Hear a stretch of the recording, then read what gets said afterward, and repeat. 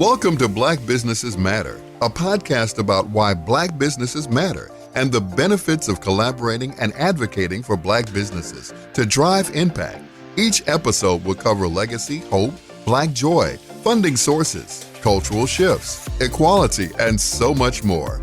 Known as the brand maven who transforms organizations with her storytelling prowess, meet Larvetta L. Loftin, host of Black Businesses Matter, a podcast about why Black businesses matter and the benefits of collaborating and advocating for Black businesses to drive impact. I am Larvetta Loftin, your host and the founder of the L3 Agency. We will provide inspiration and action while spreading some joy to a thriving community of Black business owners and leading thought leaders. All right, guys, welcome to season 5. So we took a little break, guys, to really prepare for an incredible season. And I say season because, as you all know, we've done a total of 4 seasons. So we're opening up with season 5. It's quite exciting. What's special about season 5 is that we're doing something a little bit different.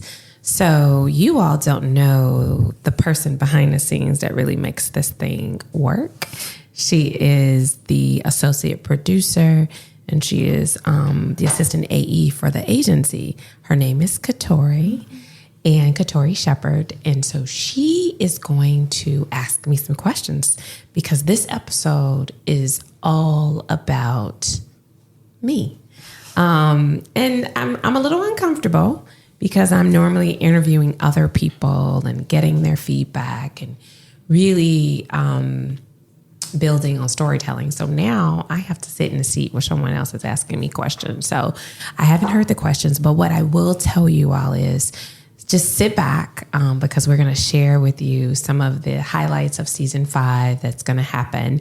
But before we dive into that, we're just going to talk all about me and, the vision and all of that. And I think for some people, I'm reintroducing myself to some people.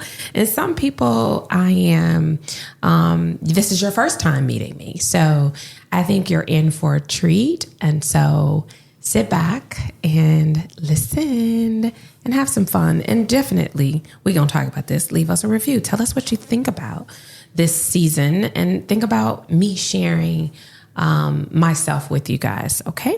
All righty. So Katori, we ready? Yes, we are ready. Okay. All righty. It's your nervous. turn to be interrogated. I know. Oh my gosh. All right. Okay. So the first question we have for you is, how would you describe your upbringing? I know you often ask, what were they like as a child, but how was your upbringing? Oh, that's good. So I grew up in, I think what I call, now I understand in a, middle class family, mom, dad. I have a younger brother, and we lived in a high rise, which we lived in a high rise, like in what we call South Loop, which is commonly known as the low end of Chicago. And we lived there. My parents actually are from the west side, and then we moved to the south side of Chicago. And I went to a neighborhood public school.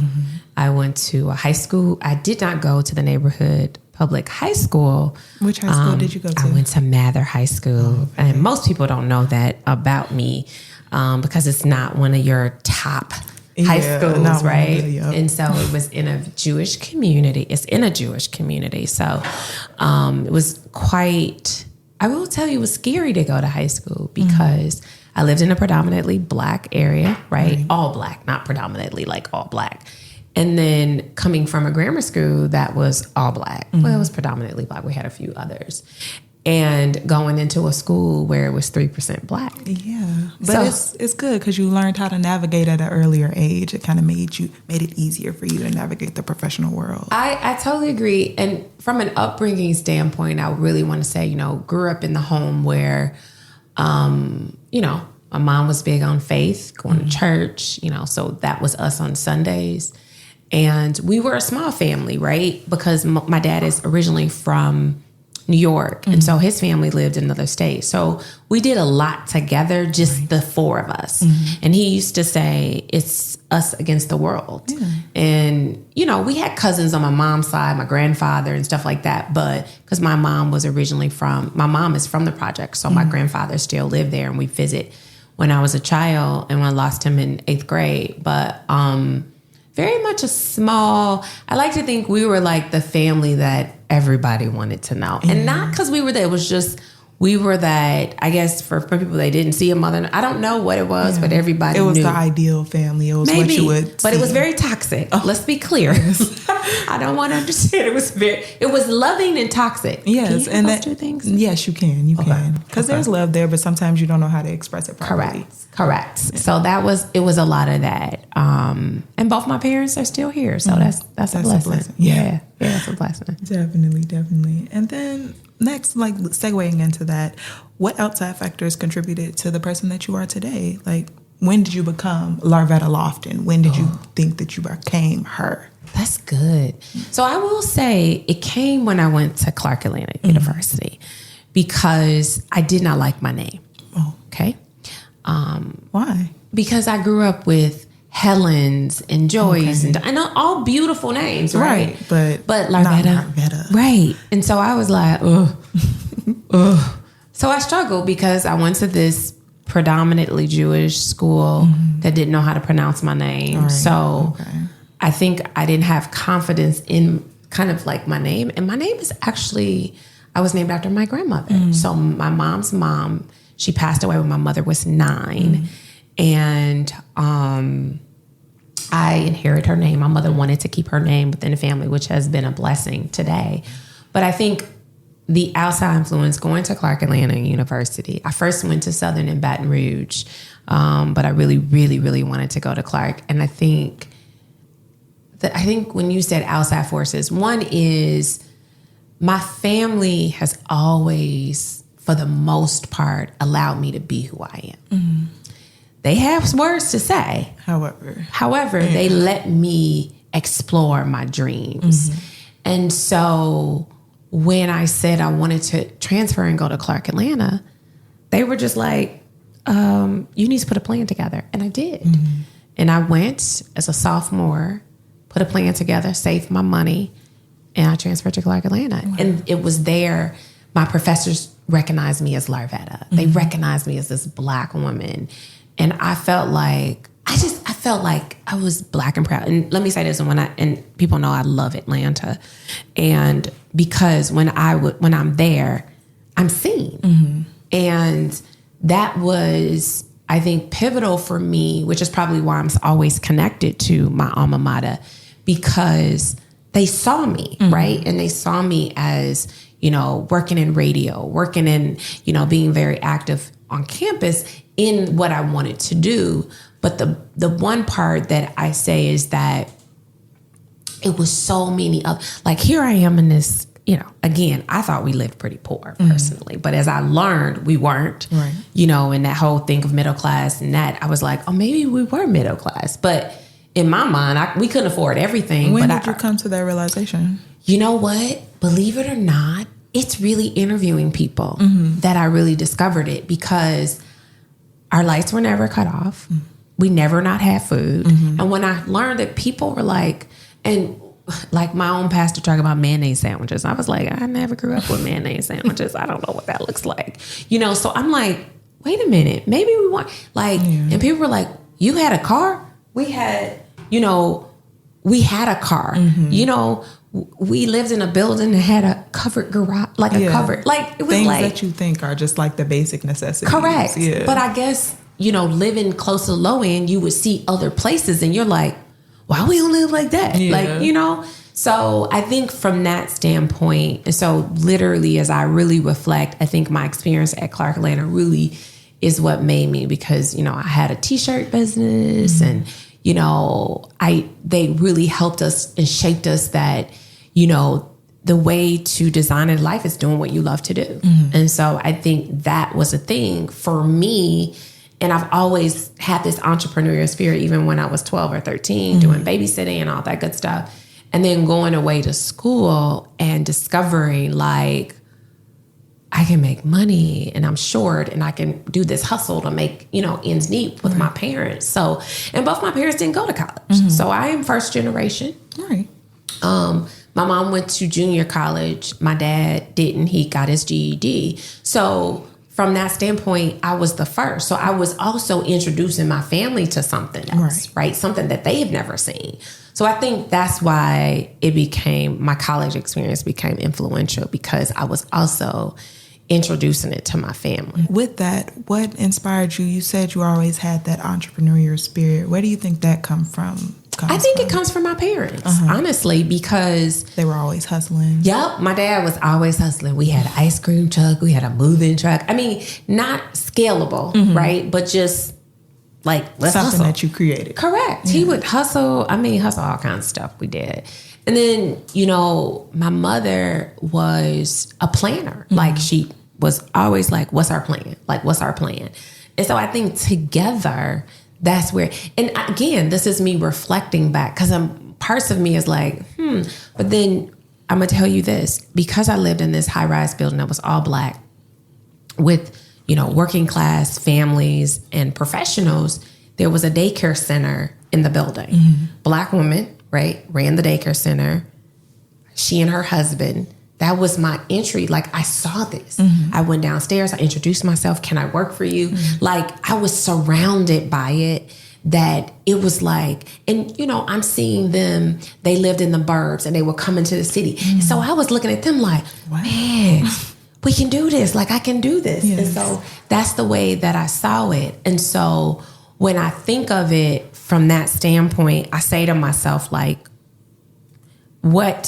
how can I, when I reflect, because when you're in it, you think, oh my gosh, this isn't, it doesn't make sense. But as I reflect, her name is Miss Walker. I still have a relationship with her today. Like, I still know her. She still has her daycare. She still asks about me. And she gave me a pretty lofty donation for me to go to school. So when you're surrounded around that, who sees your worth, and your parents are empowering you to know her and to spend time with her, she became my mentor, but it wasn't called mentor. It was just someone who was doing it. And I'm like, I want to do this. Like, she comes and she goes to work and she ends her day at 6:00. That was exciting for me. And she had her own business. So I think from that, and then you look at my dad, who was like the hustler, and I'm like, okay, I can do this. So that's literally that. And I think, so many people, when they find out that I'm an entrepreneur, they're not surprised. Right. They're like, well, I'm not surprised. That's who you are. And I'm like, oh, y'all saw that in me, But I would be, I was the taffy apple girl. I was trying to be the #1 taffy apple girl. Like, that was it. But not from competition. Like, I was afraid of competition. But it was passion. It was passion. Yeah, it was passion. That's it. It was passion. Because I wasn't trying to beat out everybody. I just wanted everybody to get taffy apple. You, and Correct. that's what. Correct. Yeah, that's what makes the main And making difference. sure everybody had a taffy. Yes. Was that your first business when you were 13? My taffy apple. Yeah. I had the taffy apple. That was in grammar school. Then we moved to my babysitting business. And so I had 3 kids that were single moms, working hard, professionals, going to school, graduate school. And so helping them out and supporting them. And those kids today have their own kids. Like, I know them. Like, it's crazy. It's like, and so when I look at, I know. And when I look at their kids, I'm like, you were just like this. Like, this is crazy.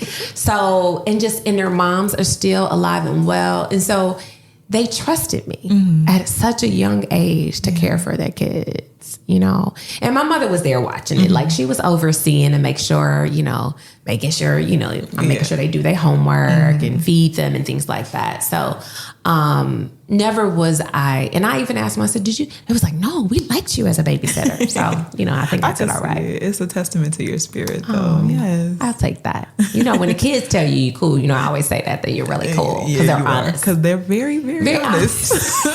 Not a lie. They are. You're so right. So moving on, like transitioning to talking more about L3, there's this sense of vulnerability and strength that comes with starting your own business. What was your biggest fear going in, and how has that fear or I guess maybe it became a motivation change over the past 20 years? So I'm probably going to blow people's mind that I feared success. I didn't fear failure. I knew I was going to win. I just feared the accountability that will come with success. Will I be able to perform for my clients? And perform, and when I say this, because I'm a radio, TV, film girl, at the end of the day, we're performing for our clients, right? So will I be able to rise to the occasion successfully in a space that says that it could be sustainable? Meaning that, you know, being able to hire, being able to make payroll, being able, so that was the success part. Right. So there was a part of me that was like, I'm fine just being like this, you know? And so I was putting limits on the business and how it can grow, which I remember someone said, you're the queen of pivoting. And I thought it was negative. But today, it's important to pivot because it strengthens your passion. Correct. It keeps your dream alive. Correct. And I think that me being okay with telling people, we don't do that anymore. You know, there is vulnerability in that when you're able to say, we don't do that anymore. We're more into this. So I think the thing is that, you know, we started off with this L3 Eventors and now we're the L3 agency, was all because, you know, I was like, can I do this? Like, can these top brands trust me and my team to literally deliver these successful outcomes? Will they trust me? And then you're looking at these big firms and you're like, oh my gosh, they've been in business for 50 years. Can I, you know, so that whole imposter syndrome comes up. And so, you know, so for me, I fear success because I knew the accountability, paying taxes, dealing with people who come back to you and say, I want to, what do you call it? They voluntarily quit. And then they want the, it's not called severance. It's called, I don't know. Exit packet. It's not, it's when you go to the state and you want money. Unemployment.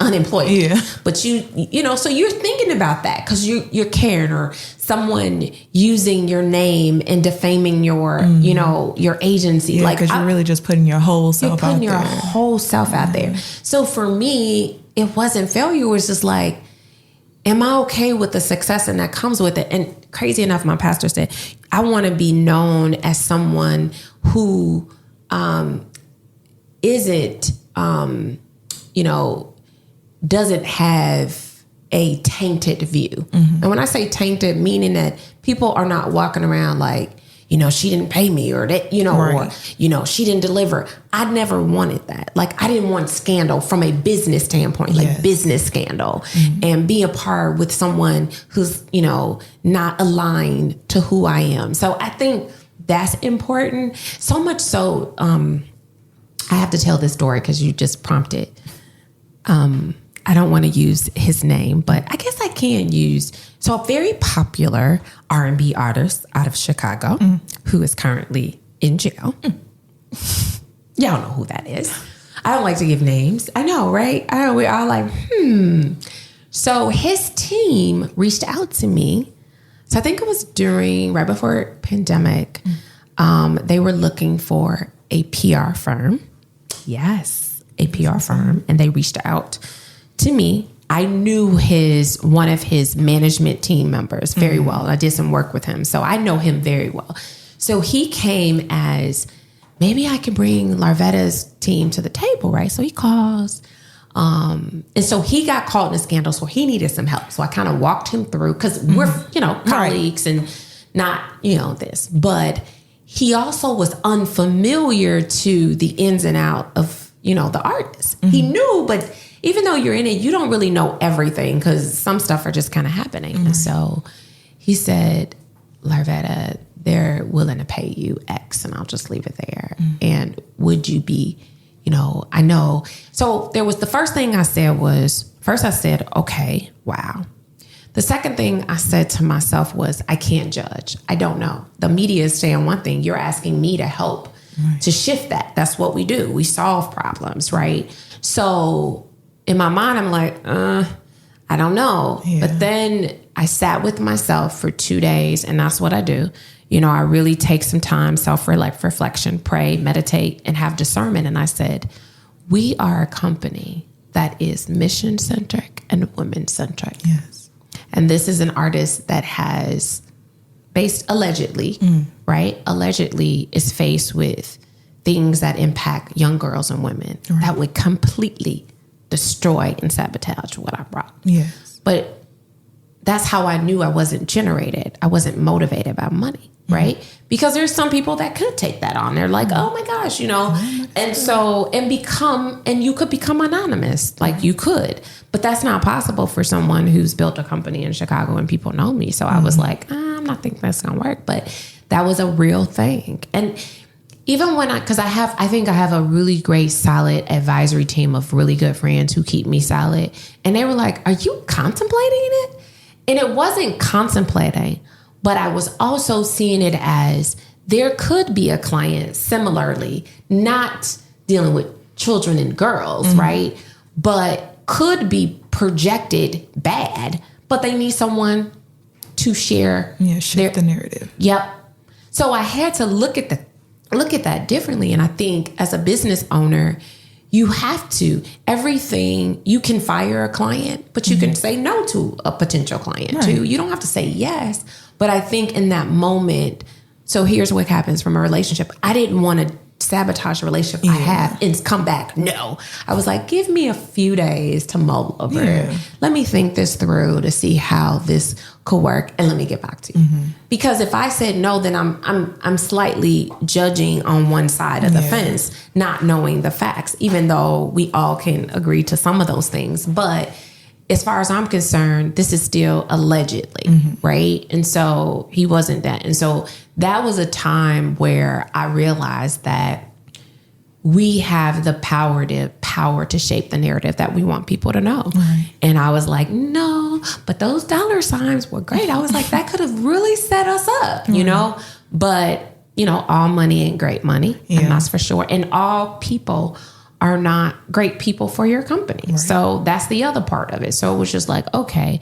And so I remember that space. And so, I think, as someone who's kind of coming from that kind of entertainment side too, is working with the Chicago Bull and just being in that side, you're looking at that. And I always said that the reason why I pivot out of that space is because entertainment is for a short time. Right? You're hot for 1 minute and then you're not hot. And I never wanted to work on brands like that because from that standpoint, it's too fickle. It's too fickle. It's too. And so it's like you hide. I mean, I certainly would have loved to have the opportunity to work with Michael Jordan. I didn't meet him and was in his space and around him. But I mean, because he's still relevant today. And so some of them, him and Magic Johnson and several of those folks, John Sally, that I got a chance to meet and be around, are still relevant and really good, but they're really solid people, and they kept solid people around them. So that was part of, I think, the message that I got as a young person. I was watching the people that was helping them and making them and empowering them and create, like, it wasn't an I team with any of those people. And I think that that's the thing that was frightening, because I was around success at such a young age that I knew I can be successful, but that was that real fear. It's kind of scary to kind of reach your potential, because it becomes a then what? Correct. And I was like, oh man, they're going to be like, now then what? And then I kind of was like, Larvetta doing this? Oh, she always got her hands in something. So I used to take all of that very negatively. Yeah, but they're really saying that you're always doing something. You have a purpose. You have something that you're doing. Correct. But that was work. I had to get to that space to be like, okay. But yeah, absolutely. Absolutely. Yes. And then pivoting into like the marketing and advertising space, in your opinion, what is the most important like personalities or strength that someone has to have to work in this industry and be successful? So let me say this, because I felt like at one point I wasn't there. And so today is you don't have to be the loudest person at the table. And in advertising, you don't. But you can be the most effective person at the table. And that's what I've learned to be effective and not the loudest one. Because the loudest one comes with I did that. I want to be seen, right? And so I've learned that. The second, I think the other thing that I also learned along the way is relationships, right? And not coming in asking for what you want, but coming in and asking how you can serve. Yes. And be a resource. And I think in this industry, that's how you work this industry. You work this industry. And I say this, I didn't get in business to make money. I got in business to serve. But I think even in the space of we are serving. We are servants to these brands. And it's important that we serve, from is this aligned? And I will say that the other thing is today, you have to be aligned with the brand that you service.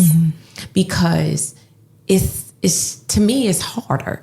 And when I think about working in automotive in Toyota, I drive a Lexus, but it's the same thing, right? Toyota. I'm aligned. I worked on Verizon. I'm a Verizon customer. It all makes sense. Yes. When I worked on Coke years ago, I was struggling because at that time I stopped drinking soda. I started changing, my life. It didn't fit with me anymore. Not that it was a bad brand, but it just didn't align. But because they were from Atlanta, I came from an impact. How can we make an impact in what they were doing? So I loved coming from that angle. And that's the thing about brands as they evolve. They still sell soda, but they also sell impact in what they're doing. And so I think that was, in providing, Clark Atlanta or Spelman, opportunities and internships. So I felt like, okay, I can, kind of stay in on this space. But I think you have to be allowed in this business with the brand that you service on. Otherwise, we throw out the word being authentic. I've always been authentic. I was always the different girl. I remember working for an advertising agency, E. Morris Communications, because I have to give a shout out because they really helped to foster who I am today and being able to see, Eugene Morris build an agency and today that those relationships are still very vibrant in my life. And so they would call me the wild child. That was my name, the wild child from, oh my gosh, I can't think of his name, but he was in the creative. He was like, you are a wild child. And I think it was because I wanted to think out of the box. Why we have to do it like this? I was that curious, I'm the curious child. Why do we have to do this? Tell me more. Which is why I'm always asking my team, tell me more. What do you think? Because it's you want to be heard. And so they would be like, this is our wild child. I'm like, but why do we have to do it like that? And they were looking at me like, I'm like, yeah, she's right. Well, she got a good point though, And so I think that's the other part is staying very curious and making sure that you are ahead of the curve. In this business now that, we are the only African-American women-led agency and marketing outreach in the energy and utility space. I struggle with that. So that was big for me to say it. So please, guys, give me some kudos on that one. Pivoting to that was because I recognized that being ahead of it, right? Because we're going to be having solar panels. Life is going to look, people are driving with energy, energy efficiency cars. It's energy. There are points where it's making sense. But if you take me 15 years ago, I wanted to be like, you should eat this McDonald's Big Mac, because I had those clients. And so, or the other one was, making sure that the consumer is under. So you think about Quaker Oats, I worked on their stuff, lottery. So you're talking about all these brands that you work on. And then you say today you're in utilities. Not as sexy, right? Yeah. It's kind of like, But it's necessary. But it's a necessary business. And I think that's the difference. We can't run from energy and utilities, right? In order for us to have it, we have to have power, right? Yes. This is how we're able to do this podcast is we're powered up. We're plugging into something. We've got some air conditioning going. We've got some heat going. All of that is important. But what does that look like 10 years from now in this place of evolution and AI and everything else? So I think we are ahead of that and I'm embracing it and I'm excited the opportunities that we are getting. But I will tell you that I still can't believe it. I'm still pinching myself we 23 years in. Oh my gosh. So Even sitting at this table right now and you're talking to me, I'm like, oh my gosh, this is crazy. I never saw this. What date did you found the L3 agency or L3 Adventures? You know what? So L3 Adventures came, I was on a flight. Now I remember this one. I was on a flight. Oh gosh, I don't know where I was going, but it was in May. Might have been going because I was working with Tom Joyner years ago. Okay. And I was on a flight. This is when people would talk to you on a flight, just have conversations. I feel like people don't do that anymore. And he said, he was like, what do you do? And I told him and da-da-da-da. I said, I just don't know what my business name is.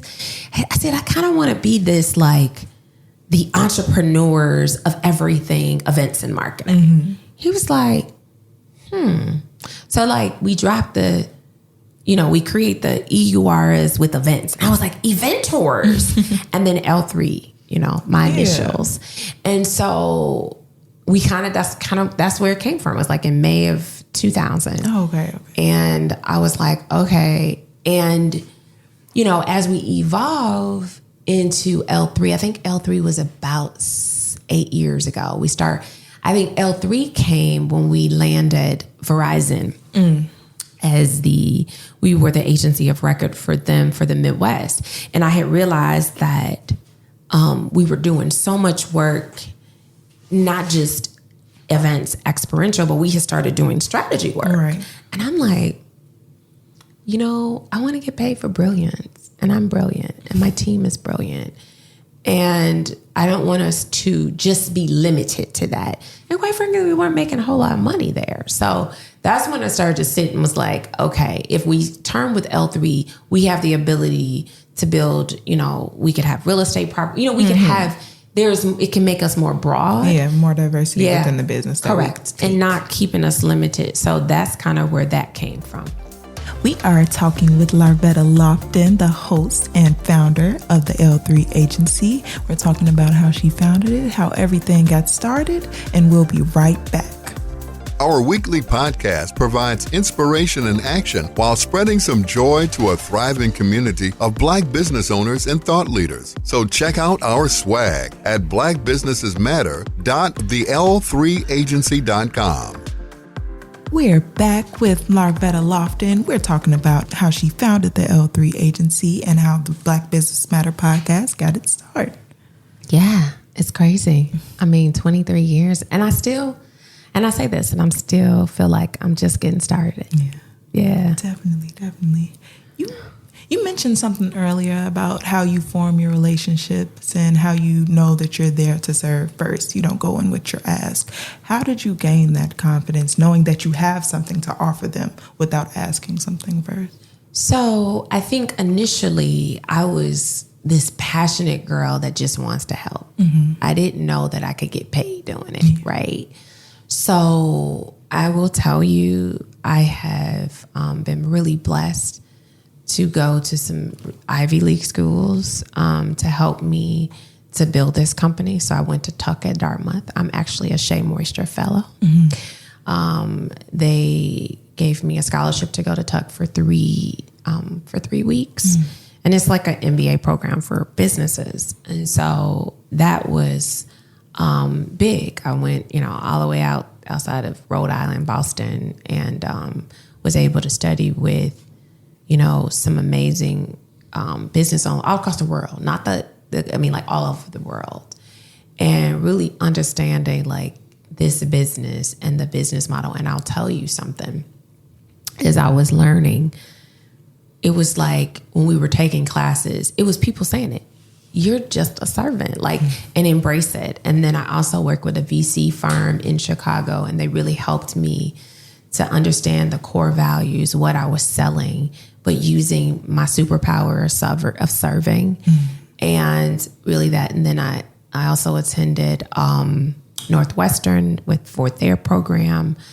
And that was an incredible program too. And it really helped me to understand the financial forecasting and really, grooming me as this business entity. But one of the things that came out of the VC firm, and I want people to know this, is 2 things. And it was quite disheartening, but it happens.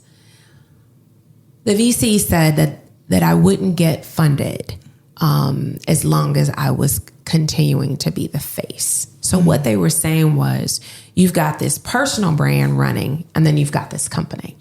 And we can't trust you with our money because you're not focused. Now, you come in, you're kind of like, But when you think about it, right, if your mind is in multiple places, you're not putting 100% anywhere. And think about that with the baby, right? If you got a small baby, right, and you got all this stuff going on, and you running around here with my baby, I'm not going to trust you with my baby. Right. So at the time, it was like, whew, right? Yeah. So I had to really start to focus inward, inside of the business, and less about personal branding. But what I've discovered was that I had a reputation, whatever, it was going to happen, right? So whether you take that pause, people are going to still be intrigued by it. But I didn't know that when I was in it. And then the other thing was, this is going to blow some people out too. And these were men. And I trust them. They were great, fantastic business owners. They also said that I needed to alter my look a little bit. I know it was kind of hard to take. And when they said it, it wasn't, at the time it was, I was offended. I was. But because I looked so young that... people don't trust young. They don't trust you. Correct. And I wore a lot of color. They wanted me to kind of tone down and go black. Yeah. And that professionalism was so important back then. Yeah. That's one of the shifts that I love. That is not as important we can express. Oh my gosh, Katori. So I feel like I'm coming back to that, but I still, I get it because there's a level, at the end of the day, I'm still a professional, right? And so you want to be received at that, because I remember going into a meeting. I can't remember what client it was, but we're sitting in the boardroom, and I was, at the time, I think we might have had Verizon, and, I was sitting there again, not the loudest person. Guy comes up to me, and he goes, he said, who are you here? I said, I'm with L3 Agency. He said, you're the administrative assistant? And I was like, no, I'm actually the president and visionary. Oh, because, you look so young. So I knew that that's the way they see us, right? So I had to, so it was kind of like an aha moment to what they were saying, because that's how he presented it. And I was like, oh my gosh, they had a good point. Right. I know. So, I think about that moment, and I say to myself, like, ageism is a real thing too.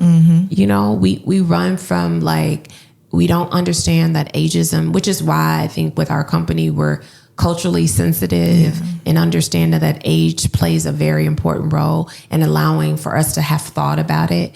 And I think it's important. And, I say this, my young people are my moguls. They're my young moguls. I don't call, kids, we do this, but they're my young moguls. And I think that's important. Not to say I'm not a mogul either, but I think my young moguls are also important. It's more we, in that space. Okay, so moving on to talking about the podcast. So you usually ask this question, why do Black businesses matter? But I'm going to do a little twist. Why do Black businesses matter, and how has that answer evolved since you began the podcast? Oh, that's powerful, Katori. Such a great question. So let me tell you why Black businesses matter. When you see me, I'm a product of a Black business. And so I get emotional about that, because if a Black business didn't see me, I wouldn't be sitting here today. And so I'm grateful. So I want people to see that you are, they have dreams that they want, and they see someone that looks like them, that they too can believe that they can achieve that dream. And it's only that way. You can only get it that way. Right. And that's why it's important, those that are employing people, and I call them dreamers, right? Because at the end of the day, there's dreamers and visionaries and storytellers and creators and all of that. And so I get emotional about it, because had those people never given me a chance, I wouldn't be standing here to give somebody else a chance.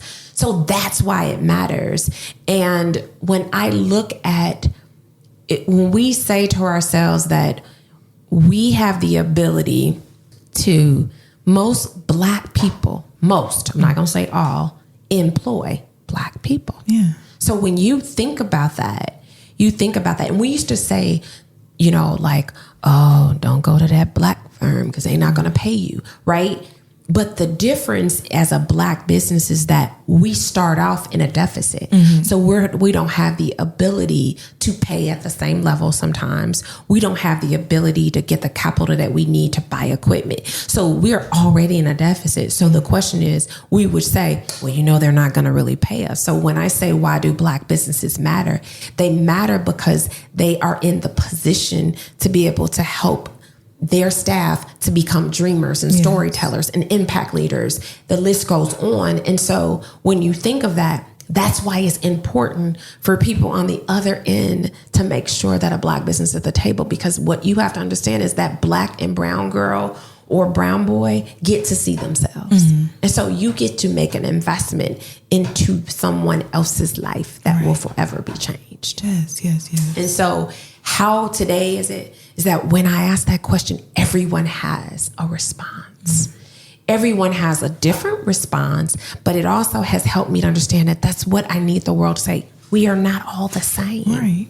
That we are very diverse in the way we see things, our behaviors, our movements, our makeups, our hues, all of that. And so when I sit here, and to your point and how it's evolved, is that people still don't know that we matter. Yes.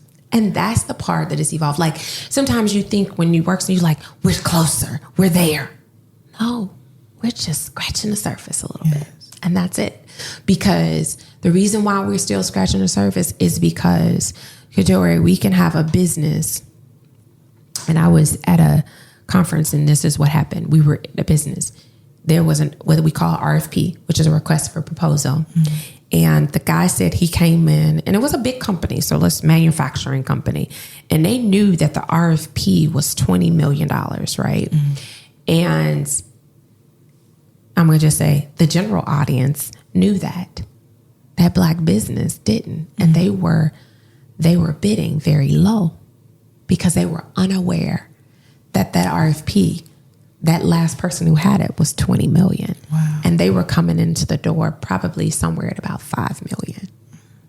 So that was $15 million on the table that we were unaware.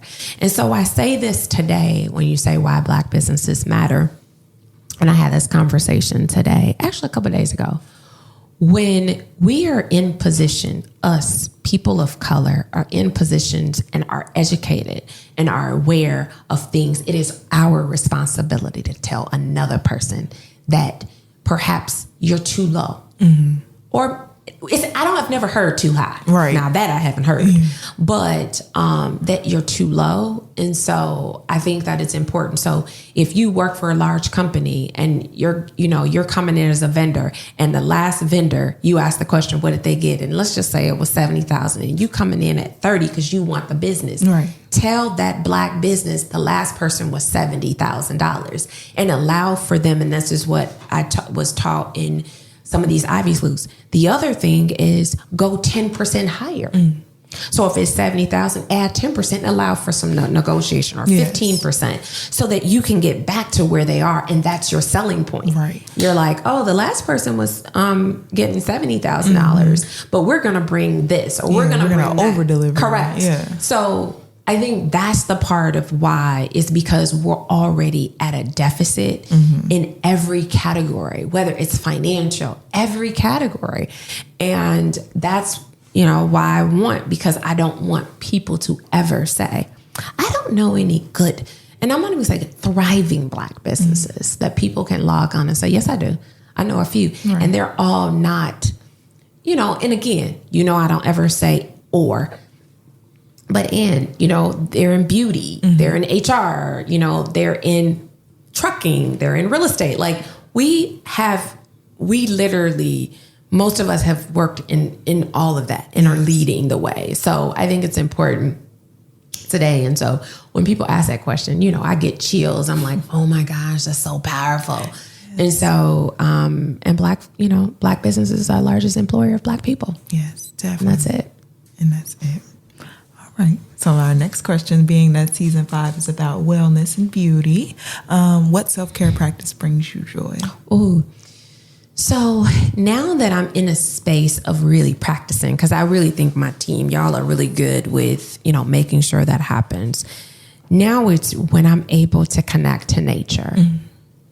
And I can't do it. I live in Chicago, and, we can only do it one part of the season. But like today, taking a walk, whether that's doing something fitness related, whether it's running and not necessarily walking, jump roping, double dutch, something like that, I realize that makes me happy.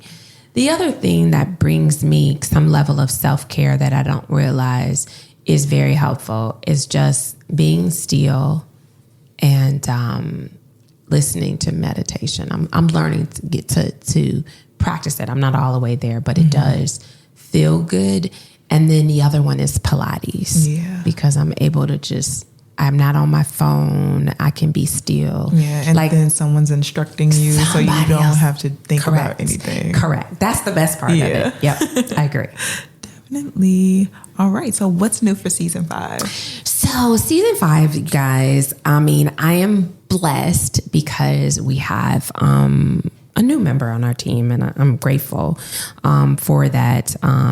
He is our Mr. Audio Genius, and he is on and just really setting us up and accelerating your audio quality. And, it just sounds so amazing. So I'm excited.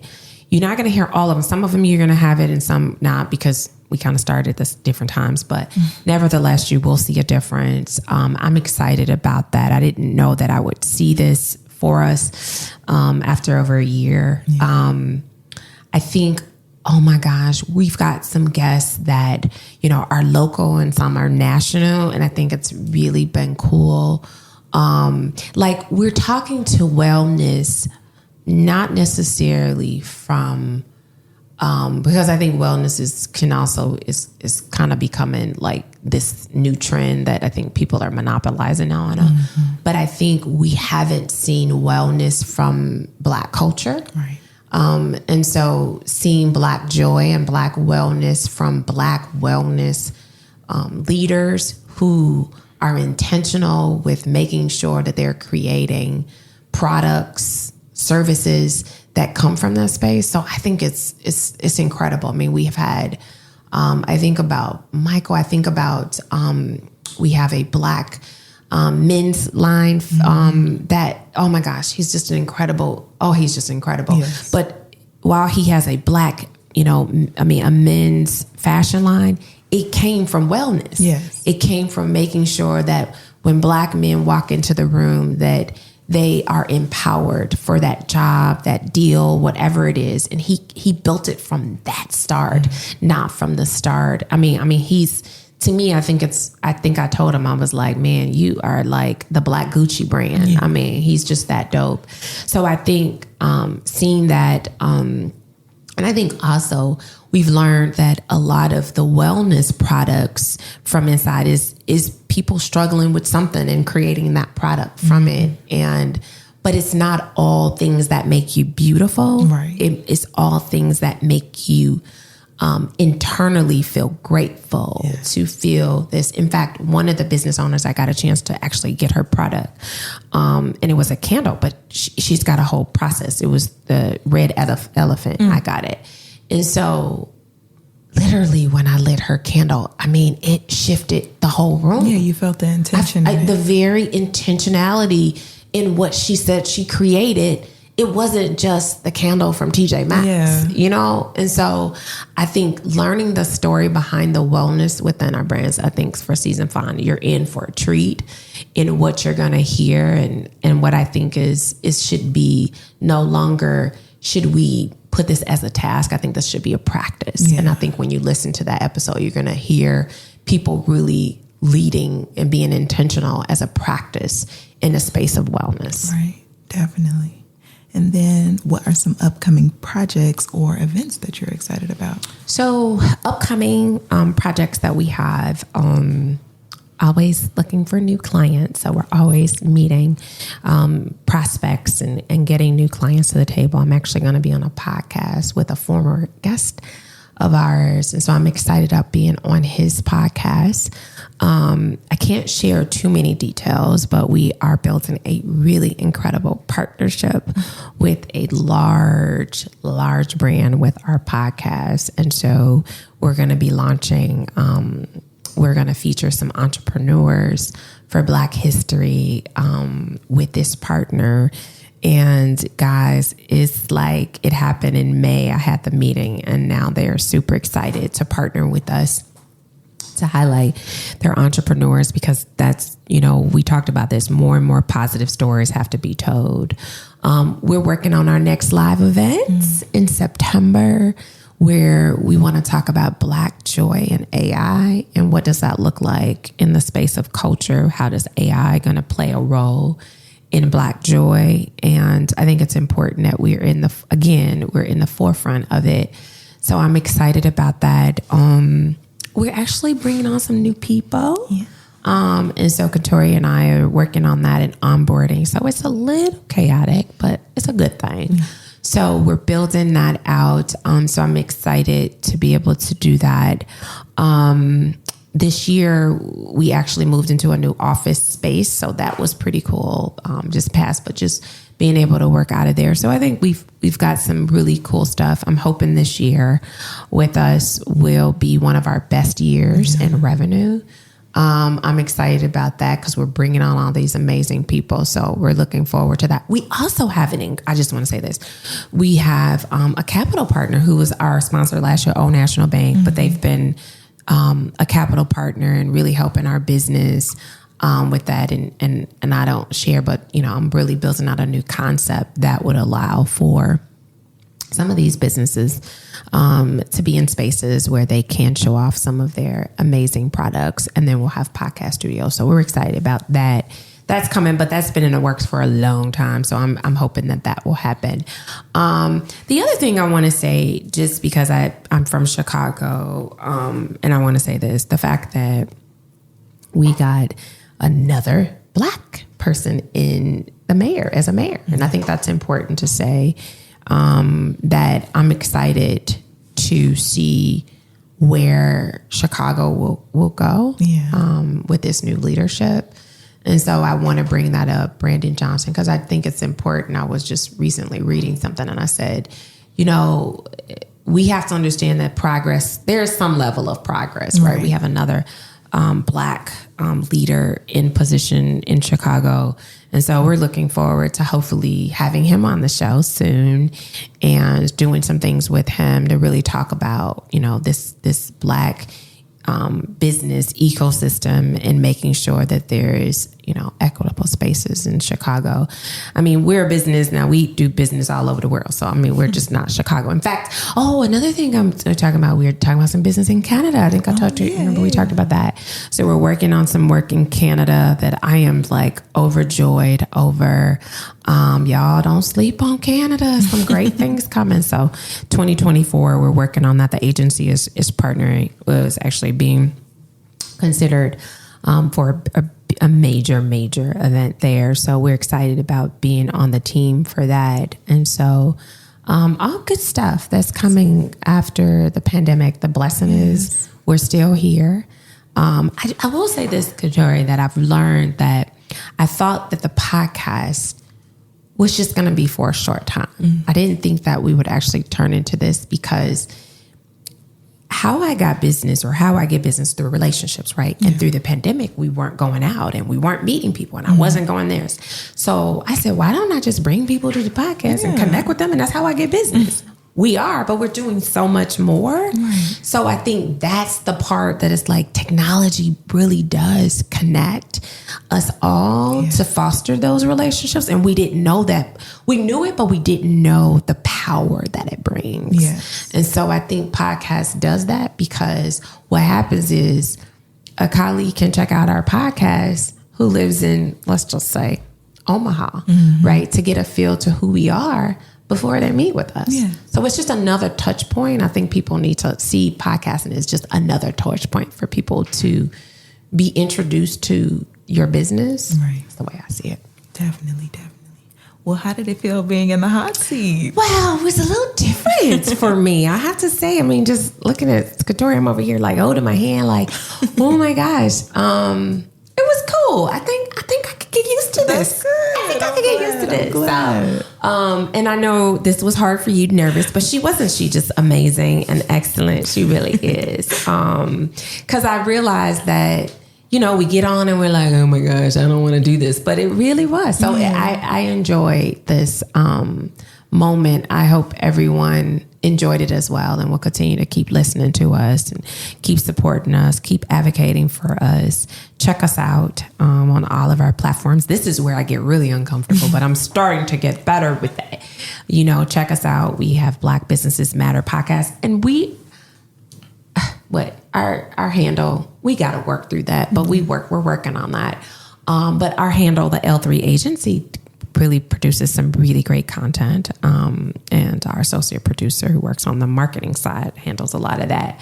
And so follow us there. Leave us a review. Tell us more. We want to hear. And then Katori, you know, I'm gonna switch it back. You know, guests to people. How did they get to you? Oh, how did they get to me? Because I mean, now that you know you are over here and you didn't brought me on, I'm trying to figure out how you bringing on all these other people. You can email me at katori@l3eventures.com. Yeah. So that's the easiest way to find me. Or you can connect with us through the L3 Agency on Instagram. We can connect there as well. Just follow, send us a message, and I'll more than likely be the one to reply. Yes, she will. So this was awesome. How did it feel for you? I was nervous, but we're okay. We did it. We did it. We said it. The Black Businesses Matter podcast is produced by the L3 Agency, a culturally sensitive influencer, marketing, and communications firm in Chicago, where relationships are our currency, passion is our profit maker, and people are our bottom line. Follow us on Instagram at Black Businesses Matter.